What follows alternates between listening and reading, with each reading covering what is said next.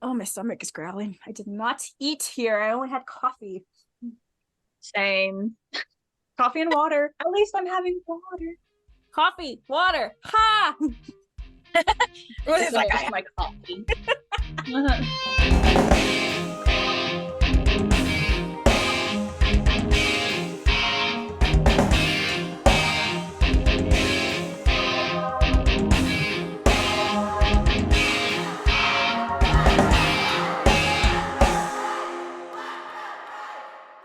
Welcome back, BVB Army. Welcome back to our channel, BVB Army Hearts to Hearts. I am Ruth. And I'm Nicole. And BVB Army, we are back with BVB Fan Stories, as you can tell from the title below. And yes, we have a lovely member from the Army and also our dear friend that we met up in Cincinnati, Becca! How you doing, Becca? Good. How are you guys? Here, Good. waking up. Yeah. It's so great to see you again, and we're so glad to have you on the show. Thanks for having me on. I'm super excited. Thank you for your patience again. I know I said this again. Thank you for your patience. This is something we will be saying to every fan that comes. Every fan who's on the waiting list, we are getting to you, and we're just gonna thank you for your patience. Again, Becca, thank you for your patience. Well, I guess without further ado, let's get into the questions. So our very first question for you, Becca, is how did you discover Black Veil Brides? So I actually discovered them through a friend in middle school on her little iPod Nano. She stuck her headphone in my ear and was like, listen to this really cool band. And I think the first song she showed me was Set the World on Fire, and I was hooked. I was done. I've just been listening to them since then. So you were introduced into the Set the World on Fire era. I completely dig that. Yeah, for sure. Do you remember what song it was from that album? I think it was Mortician's Daughter, honestly. So that's the first album. Yeah, that's maybe, no, it's that one. I found that one later. It was, I think it was Rebel Love Song, actually. No, yeah. I was gonna say that would make sense. One of their singles would make sense. Yeah. And then, like I said, went home and found the rest of their music by myself. And let's hook on. All right, real quick, for those people who don't know, the iPod Nano, is that like the small ones, if I'm thinking that correctly? You want for like this big? Yeah, I think I have that. A tiny little square one. I actually think I still have it in my husband's car. Never had one. I never saw the point of having one because I'm like, that is so small. You can lose it like that. I would lose it like that. Hey, it was my first iPod. I was so proud. Dang it. Those big ones, the first ones. You remember the first ones? Yeah, they were huge. I used to have one of those too, but they break so easily. No, it doesn't. My cousin still has hers and it still works. She has dropped in multiple times and it's in her workshop. Doesn't really work as well as before, but it's still functioning. Wow. Maybe mine was just a lemon. All right, moving on to our next question. What became your favorite song by Black Veil Brides? Now, are we talking newer songs or older songs? In general. If you had to pick a song, we'll give you top three. Oh, top three. Okay, that makes it easier. That makes it a little bit Becca, easier. you have to give me one. You have to give us one. One only. Okay, no. One only? It's fine. I can do this. Honestly, probably Sweet Blasphemy is one of them. 1,000%. That song's just so good. So good. I know. Yeah. That's probably my top song, honestly. And then after that, it'd probably be When They Call My Name and Guys. Ooh, yep. All good ones. Yes. I'm so happy to have another person say that Sweet Blasphemy is on their very top number one. It's just such a good song. I know. Thank you. I know. I mean, I know a lot of fans love that song, but I feel like you're probably one of the first to say it's like the number one favorite. Oh. Possibly. I'm going through my bank right now of BVB Fan Stories we've heard. I want to say yes. I know. I was gonna say, I feel like some fans have mentioned that it's in their top. I just don't know if they. I think you're the first one that says it's your number one song. So man, yeah. I know. Look at us twinning. Right, twinning already. Know it. So when it comes to albums, from all of their albums they have produced over the years, which one is your favorite? Oh, geez. Honestly, probably The Phantom Tomorrow. Just because I like the story that goes with it. Yeah. I feel like that's a really good one. Mm-hmm. Yeah. No, the story is amazing that Andy and the guys created with the Nine and Blackbird and stuff. Right? And it's coming out. It's a shame that certain company does not do their job correctly for us to find out more details of that universe. Right? I'm like, what is wrong with y'all? Get your life together. I'm like so bummed though, because I do agree with you guys. It was a really cool story. And I feel like we got that full story with Wretched and Divine. And it really sucks to not have the full complete story with the Phantom Tomorrow after what Incendium did. I'm like so upset. The company that shall not be named. Yes. Becca, please tell me you got that reference. Oh, I did. For sure. For sure. I got you. Nicole, did you? Did you? I got you. Don't worry. That's why I laughed. Perfect. But going back to The Phantom Tomorrow, it is a wonderful album. It is a shame that we don't get to know more of the characters, but it is kind of cool that, you know, BVB produced a lot of music videos for this album that we did get to see a lot of the story as it was. So, yeah, I thought they were really good. It was really good. Also, fun fact, I don't know if you know this, Becca, on the album, Nicole, I don't know if you know this one either. Where does it say it? It's on the fine print on the back here. It's impossible if I zoom it up. It says, warning, life without great music is not cool. Thank you for helping keeping it alive. Oh, that is so cool. I did not know that. I did not read that tiny little fine print. I'm gonna have to small. start. It makes my eyes hurt to just like, I can't find it. pretty much. So now I'm gonna ask you my famous signature question. Uh-oh. Which out of these two albums, which one would you say speaks to you more? The We Stitch These Wounds or the remastered Restitch These Wounds? Honestly, probably the remastered version. Ooh. Tell us why. It's just different, and it resonated with me differently than the other one did. It came at a different time in my life when I needed it. Yeah. Where one was, I was younger. I didn't really understand back then, you know? Yeah. So I know you said your favorite song was Sweet Blasphemy. So which one do you like prefer, from the original or the remastered one of Sweet Blasphemy? Oh God. No. That's such a hard. Oh no. Ruth coming in hot, the hard question. Hey, you said Sweet Blasphemy, so it's only fair that you answer. Also, Nicole answer this too. Damn it. And I was literally about to be like, haha, you have to answer it. I turned the tables on you guys. I'm probably gonna go with the remastered. Okay, it's okay. That's my answer too, if it makes you feel better. So, Nicole. Dang it, I was hoping you wouldn't remember. Okay, that is a hard one because obviously, like, the OG one is just, it's the classic original Sweet Blasphemy, but I also have to go with the remastered because I really love how he carried the vocals towards the end.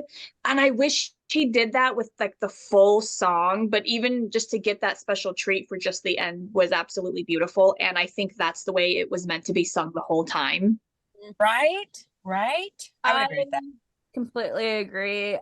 First time I heard it, bawling hard. Like, don't get me wrong, I love Sweet Blasphemy, but it's not like on the top of my list. But once I heard the remastered of it, I was like, what is happening to my body? What is happening to my soul? Right? Oh, yeah. Yeah. When I first heard the remastered version, literally, I was just getting off of work and it was just downpouring with rain and lightning really badly. So, of course, the rain was so bad. Like, if I were to drive in it, it would be bad. So I just stayed in the car and it just popped up and I was like, what? And I listened to it and I was so happy, especially with the way that he sung it. I was like, yes. Side question, actually, just goes for both of you. Did any of you see the online concert when they did this whole song online during the pandemic, when they did sang every song from the remastered album? It was an online concert they had. I watched it not live. I think I watched it when they left it up after, because how like they had it live, but then they let it play like for the couple of days. Yeah, I saw it. I didn't get to see it live, but I got to watch it afterwards. I That's how I was too. I didn't get to watch it live. I don't remember what I was doing, but I did watch it like day or something. Yeah. I think, correct me if I'm wrong in the comments below, but I think they did perform that at the Whiskey Go Go in LA, if my memory recalls. Yeah, that I don't remember. But honestly, I think I was just so mesmerized that they were doing like a small little concert like that in general online that I didn't pay attention. I was just so excited to listen. I believe it was at the Whiskey Go Go. I could be wrong. Hi, Chris. Correct me if I'm wrong.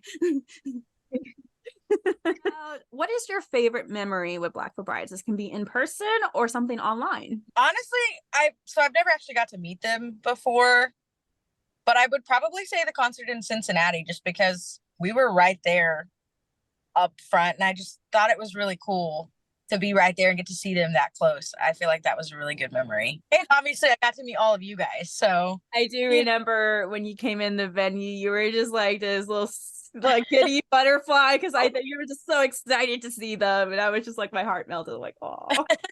Yeah, you were so energetic. It was cute. Yeah. Couldn't help it. I've been that close before. It's okay. We all been there. Trust me. We've all been there. We're acting like giddy little schoolgirls. Like, right. So I know you said that was technically like your first time. Do you have are you going to like the next tour that they're doing by chance? And if so, were you able to grab VIP? I haven't gotten my tickets for it yet because I know I want to go, but I don't know if I'm gonna go here in Oklahoma or St. Louis with Ian. You have to do the St. Louis one with Ian. So it'll be a first for both of you. Yeah. When it comes to VIP, I should say, sorry. Yeah.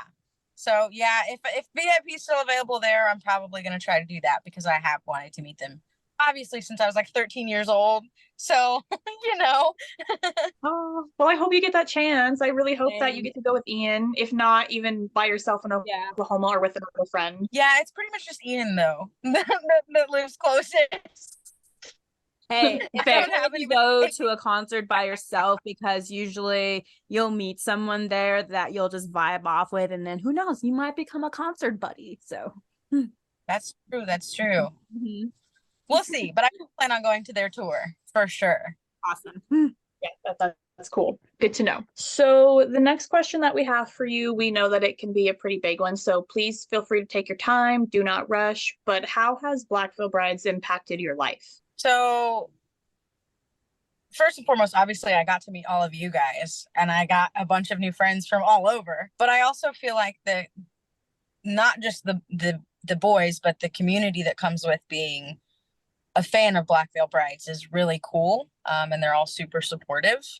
And I will say that Black Veil Brides music hit me recently, probably a couple of years ago at a really dark time. And it kind of drug me out of that. And so they've just really impacted me in all the best ways possible, you know?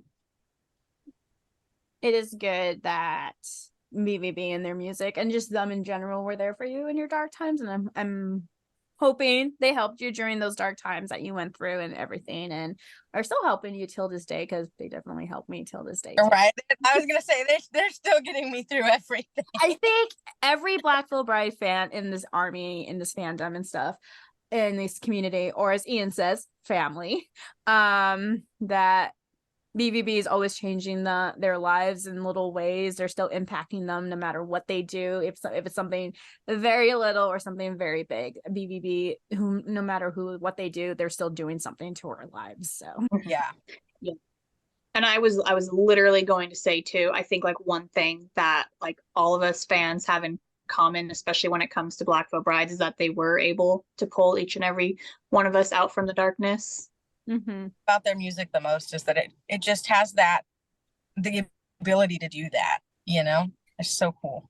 Yeah, no, and that is right. Like, I know for one, Lost It All means a lot to the army, because I know for one, just seeing from the community that song in particular did pull out a lot of fans during dark times, and I know other songs did too.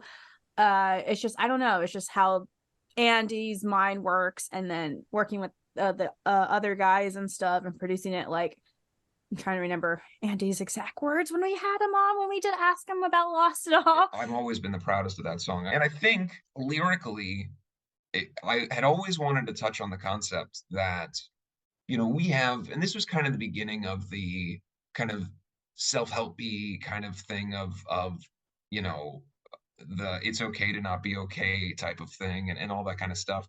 But it was almost always, I was seeing it marketed as like a marketing technique. Like it never felt like it was being spoken about in the true terms of there are an infinite number of moments that you experience in your life that will punch you in the gut and leave you breathless. And everyone is experiencing those. And there isn't, in life, there really isn't, to speak to what I just said a minute ago, there isn't necessarily one single solution to those things. And sometimes it's okay to stay down on the ground when you've got your air punched out and take the time that you need to figure out what your next step is going to be and to take stock of yourself in that moment.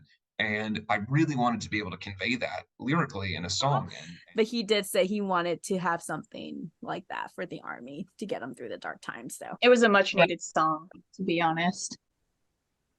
Yeah, I would agree with that for sure. All right. So tattoos. Out of curiosity, do you have any tattoos? I have 3, but Yep, 3. Are they any BVB related or not yet? I do plan on getting one fairly soon that's BVB related, but not yet. What is your idea? What is your concept? I am wanting to get like one of their logos be blasphemy related, just because, like I said, that's my top song. So it just resonates a lot. Nice. Are you what part are you planning? Like body parts? Yeah, that sounds weird. Are you planning to put it on? I'm probably gonna do somewhere on my right arm, whether it's my shoulder or my forearm. Nice. Not yet, but somewhere around there. Nice. Somewhere where you're able to like see it every day. Yes. I feel like that's how most first BVB tattoos is. I want to see it. Well, yeah, I want to see it. I mean, Nicole has her thing covered up, so she gets to see it. Yeah, but my first 2 BVB tattoos, which were Sweet Blasphemy and Lost It All, I put it on my back, and I'm like, I can't see that. What so did that you put on your back, Nicole? I really don't know. Okay, fair enough. To be honest, I think at that time I thought the back would be like really cool looking, and it is. Don't get me wrong, but yeah, sometimes I forget I have them. I never see them. If they're there. I know. Black Veil Bride concerts. Cincinnati. That was your first Black Veil Bride show? Black Veil Bride. Oh, your second. Okay. Tell us about your first. Trinity and Terror in Tulsa. No, it was. I'm sorry. But yeah, that was the first one I'd ever been to. The first leg of the Trinity of Terror. Okay. Okay. Yeah. So then Cincinnati was your second one then, right? Mm-hmm. Nice. Yeah, I'll be honest, I was way more excited for that one than I was for the one in Oklahoma City. I do recall when that whole meetup happened in Cincinnati. I know that. Correct me if I'm wrong, Nicole, because I know I was with you in Colorado when Ian and one of this whole group video chat happening for Cincinnati and stuff, that he mentioned that. I forgot. He mentioned that you, Becca, like, oh, I met this fan named Becca and we're going to ride together and stuff to get there together. And she's going to do my makeup and everything and stuff. And I'm like, oh, okay. And then it happened. There you were with Ian. And then Ian is a goofball. Hello. And he's like here and there with everything. So, and then we're like, Becca. So yeah, that is exactly how it went down. Because I think it was when you went back home and Hudson and I had just moved out, and that's when we all did the video call when we first met you, through video call. Oh, yeah, I forgot about because that was like a month later. I think it was literally like a month later. It is pretty funny that you were more excited for your second Black Veil Bride concert than your first Black Veil Bride concert. Yeah, that still blows my mind, but I was way more excited for that one than I think I was the first one.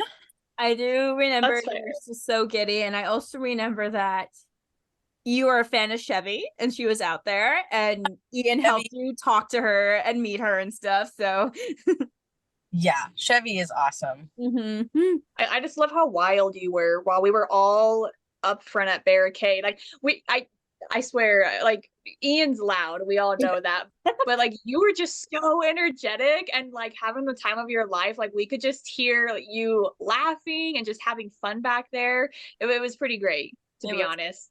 Hopefully, I do apologize. I did have to ditch barricade for reasons and stuff, but I did hear, hopefully, the girl who puked over. Yeah.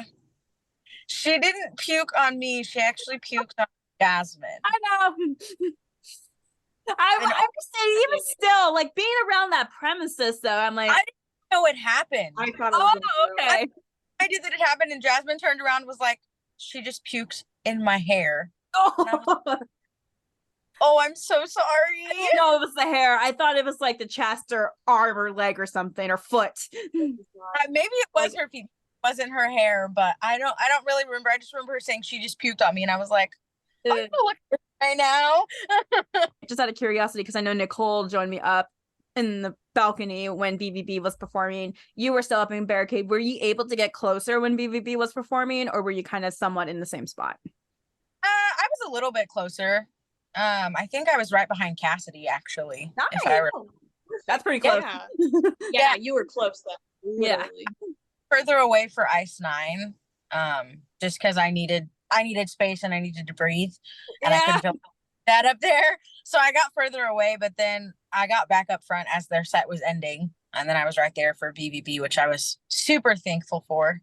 Yay! Like I really hope that you're able to go then to the new tour with Vivi and Dark Divine. Yes, I want to go so experience a VIP like how it was in the past. Have an interval minute with them, get a group shot with them, talk to them for a little bit, and then have your little moment with them. Right? I hope so. Well, I hope the next concert is going to be amazing. And hopefully we'll get that VIP, get your moment with them, and enjoy the show. I'm sure it's going to be amazing. So yeah, I'm excited for future to happen. So when it comes to the guys' war paint they used to wear in the way earlier eras, which one is your favorite war paint? Honestly, it's a tie between Set the World on Fire and Wretched and Divine. Ooh, do you have a particular one? So honestly, the war paint that Andy wears in the Indian music video is my favorite, and I don't know why.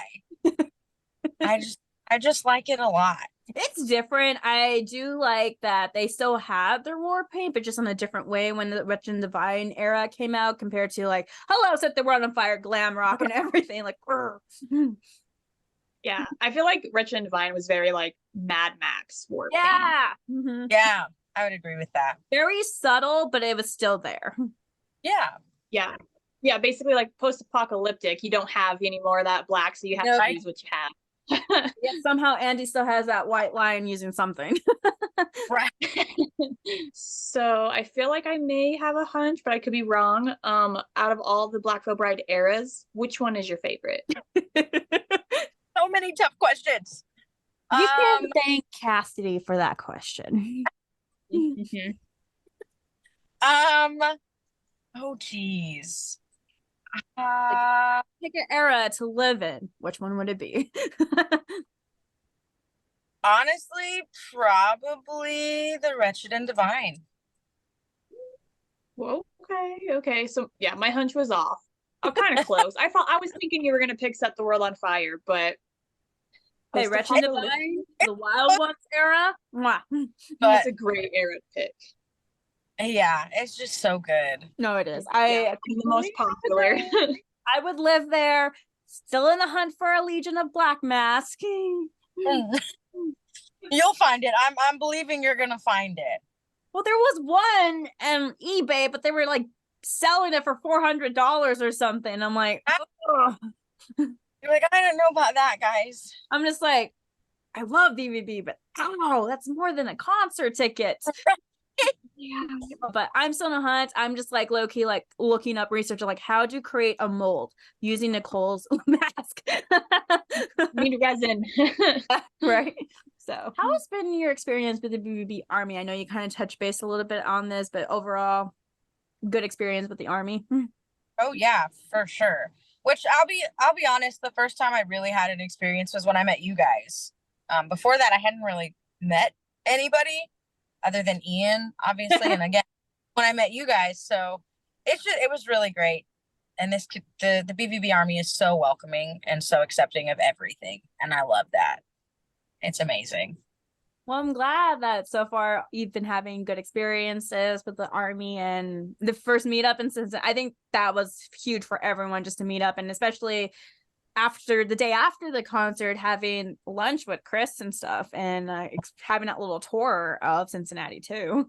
Yeah, that was awesome. Mm-hmm. I'm just glad that your first experience could be absolutely incredible, to be honest. I feel like for you, it's so rare for some fans to have their first experience be a meetup like that. I feel like for a lot of us, it was online. Right. Yeah, I feel super just like blessed, or that's the only word I can think of, that was my first meetup and that was my experience, and it was that incredible. It was just amazing. I'm glad. I'm just so glad that everyone was nice. Yes. Yes. And I'm pretty sure down the road there will be another meetup in Cincinnati again, where we'll all meet up again and have another wonderful time enjoying BVB all together, and just like everyone's personalities colliding and stuff. So Right. It's gonna happen. That will happen. It will guarantee happen. Not this year, unfortunately, but soon.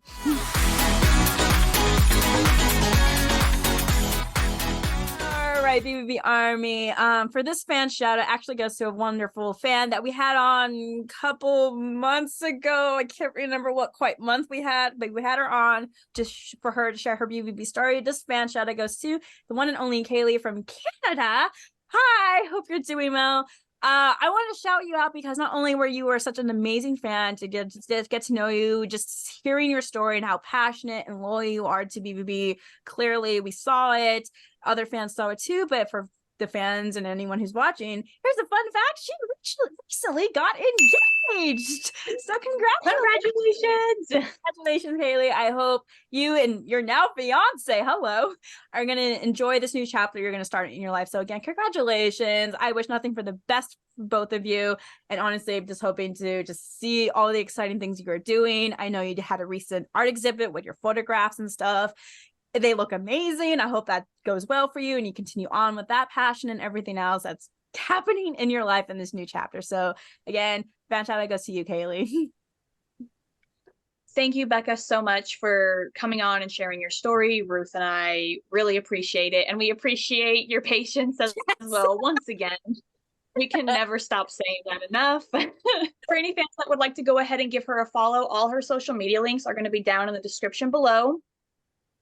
Also, for anyone watching, please go ahead and hit that subscribe button. We are also on Twitter and TikTok, and you can find the podcast on all streaming platforms.